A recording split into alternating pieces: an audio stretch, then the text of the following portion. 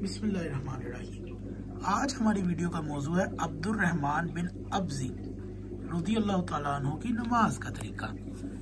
और ये हमारे 5वें सहाबी हैं, यानी कि सबसे पहले हमने हज़रत आयशा, अबू मूसा अशरी, इसके अलावा मालिक बिन हवैरस और उकबा बिन अंसारी, यानी कि 4 सहाबा की हदीसें बयान की कि जिसमें कि पैगम्बर गिरामी किस तरह नमाज पढ़ा करते थे।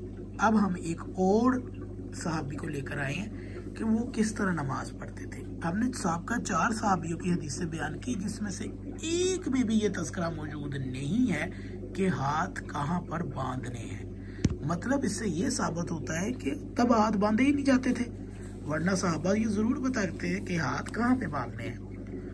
हज़रत कासिम बयान करते हैं कि हम पैगम्बर अकरम के सहाबी हज़रत अब्दुर्रहमान बिन अब्जी के पास बैठे हुए थे। उन्होंने फरमाया कि मैं तुम्हें नबी करीम की नमाज पढ़ कर ना दिखाऊं। हमने कहा जी हाँ, ज़रूर पढ़ कर दिखाएं। बस आप खड़े हुए और हदीस के ये अल्फाज हैं। आप सल्लल्लाहु अलैहि वसल्लम के सहाबी अब्दुर्रहमान बिन अब्जी खड़े हुए और तकबीर कही, फिर क़राअत के बाद रुकू किया और अपने हाथों को घुटनों पर रखा, यहाँ तक कि हर अज़ू जोड़ अपने मकाम पर आ गया।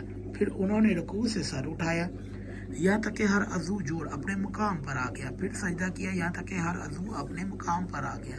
फिर सजदा से सर उठाया, यहाँ तक कि हर हड्डी अपनी जगह पर आ गई। फिर दूसरा सजदे से सर उठाया। फिर दूसरी रकत में इसी तरह किया जिस तरह पहली रकत में किया था। फिर फरमाया रसूलुल्लाह सल्लल्लाहु अलैहि वसल्लम इसी तरह नमाज पढ़ा करते थे।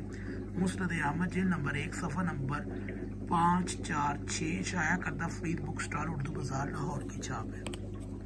तो ये थे अब्दुर्रहमान सहाबी जिनकी नमाज के तरीके में हर जगह हड्डी अपने जोड़ पर वापस आ रही है। आपको यहाँ पर कुछ भी ऐसा नहीं दिखाई देगा कि उन्होंने कहीं हाथ बांधे हो, क्योंकि वो हाथ छोड़कर नमाज पढ़ते थे, इसलिए उनको ये बताने की जरूरत ही नहीं। अगर वो कहीं हाथ बांधने होते तो वो बताते कि भाई सीने पे बांधो, नाफ पे बांधो, नाफ के नीचे बांधो। तो लिहाजा हमारी गुजारिश है अहले सुन्नत भाइयों से कि भाई आपके पास कोई हदीस नहीं है, बेशर्मी और जिद छोड़ दो और नबी की सुन्नत पर वापस पलट आओ।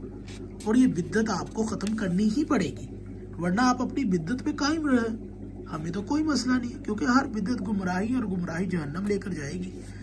और हमारा तो ये आपके से मतलब वाज़ी और साफ मौक़िफ़ है कि आपकी किताबों में कहाँ हाथ बांध रहे हैं कोई हदीस मौजूद और सही सनद के साथ भी साबित नहीं है। तो लिहाजा ये आपको बिद्दत छोड़नी पड़ेगी। आप दूसरों को बिद्दत और शिर्क के फतवे लगाते हैं और आप दिन में 5 बार फ़र्द नमाजों में बिद्दत कर रहे हैं। इसके अलावा मुस्तहब और सुन्नत नमाजें, बिद्दती नमाजें जो आप पढ़ रहे हैं, बाकी उसकी तफसीर अलग है।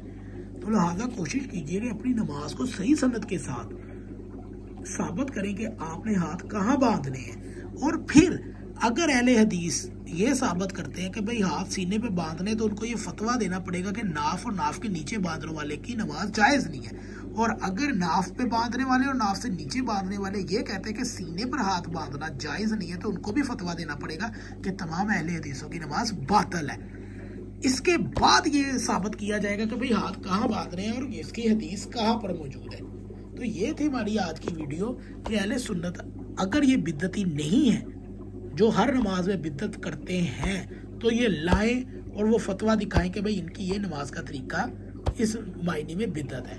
हम इनका इंतज़ार करेंगे और वीडियो में आपके कमेंट का भी इंतज़ार करेंगे कि आप क्या कहते हैं इस वीडियो से। मतलब कि हमने 5 सहाबा की दलील दी है कि 5 सहाबा जिनमें एक आयशा भी है, वो भी नमाज का तरीका बयान करती है, लेकिन हाथ बांधने का तरीका सिरे से ही मौजूद नहीं है। तो इससे साबित होता है कि हाथ बांधना नबी करीम के दौर में मौजूद ही नहीं था।